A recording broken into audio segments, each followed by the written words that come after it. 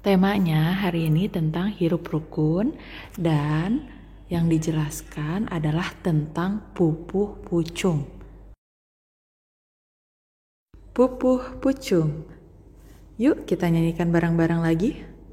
Mangka inget tata krama, sopan santun tanda jalma iman, nyarita jeung amis budi, da basama lain barang anu mahal.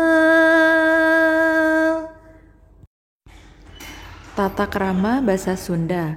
Tata krama basa Sunda teh nyaeta aturan sopan santun ngagunakeun basa atau tata krama bahasa adalah aturan sopan santun menggunakan bahasa.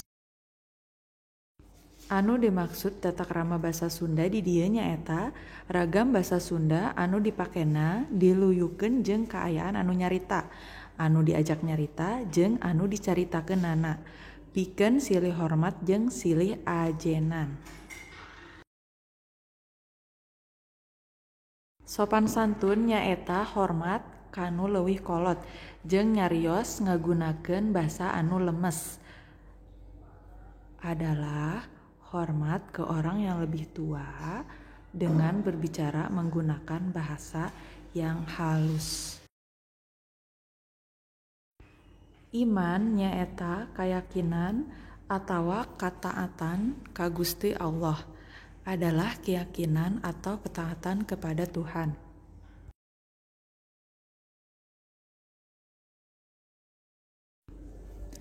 Amis budi nyaeta ramah atawa resep seuri. Amis budi adalah ramah atau suka tersenyum. Setelah belajar pupuh pucung, anak-anak mengisi pertanyaan yang ada di halaman 2 dan 3 di buku paket Bahasa Sunda Pangrumat Bahasa Sunda. Nah, saterasna ngajawab pananya halaman 2 jeung 3. Pertanyaan anu kahiji, naon anu kudu diinget? Kadua, tanda jama naon anu inget kana sopan santun? Katilu, salian ti nyarita kudu sopan. Kudu kumaha urang kabatur teh. Kaopat, lain barang anu kumaha cenah ari basa teh. Anu kalima, cikan ari hidep sok amis budi henteu kabatur.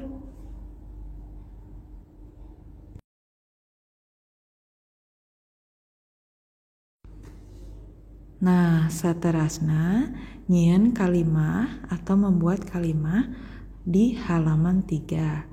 Dina pupuh tadi aya sababaraha kecap anu ngeunaan kahirupan anu rukun, nyaeta tata krama, sopan santun, iman, jeung amis budi.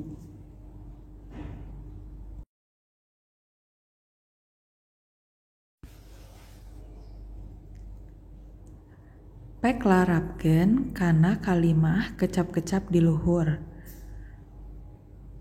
Anu kahiji tata krama kalimahna naon? Anu kadua sopan santun kalimahna naon? Anu katilu iman kalimahna naon? Jeung nu kaopat amis budi kalimahna naon? Hatur nuhun, wilujeng patepang di minggon enjing.